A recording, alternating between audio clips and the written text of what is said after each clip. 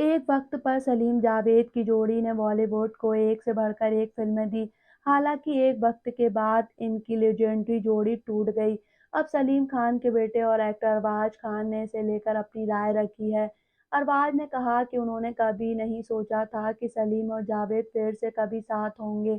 अरबाज के मुताबिक वह 14 साल के थे जब ये जोड़ी टूट गई थी।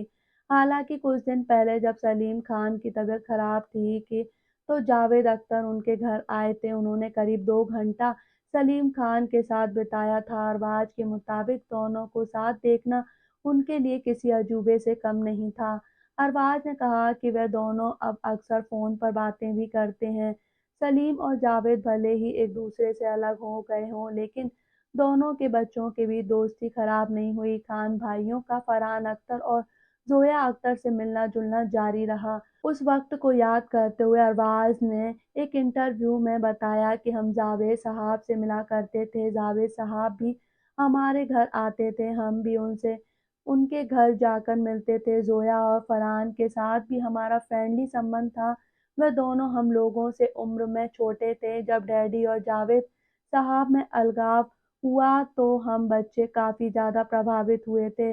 अरबाज ने आगे कहा, हम लोगों ने कभी नहीं सोचा था कि डैडी और जावेद साहब दोबारा दोस्त बनेंगे। वो दोनों अब अक्सर फ़ोन पर बातें करते हैं। जावेद साहब डैडी से उम्र में छोटे भी हैं, इसलिए वह अक्सर उनकी तबीयत की जानकारी लेते रहते हैं। डैडी की हेल्थ खराब थी तो जावेद साहब उन्हें देखने भी घर आए थे। जब हम लोग बच्चे थे तो सोचा भी नहीं था कि डैडी और जावेद साहब एक साथ कभी बैठेंगे।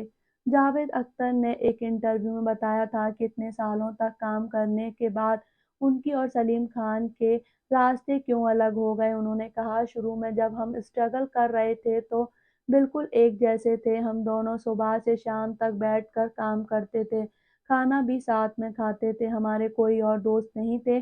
24 में से 15-16 घंटे तो साथ ही होते थे। लेकिन जब कामयाबी आनी शुरू हो गई तो ज़िंदगी में नए-नए लोग आए।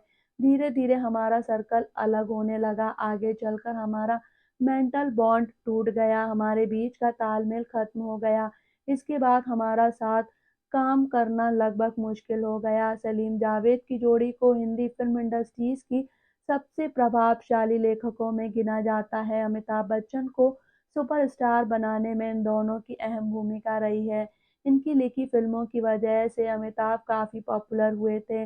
जंजीर और शोले जैसी फिल्मों का लेखन सलीम जावेद की ही जोड़ी ने किया था।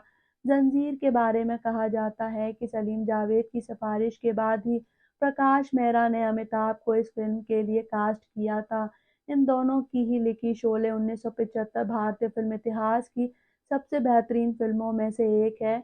इसके अलावा अमिताभ बच्चन की ही डॉन और दीवार भी सलीम जावेद ने ही लिखी थी।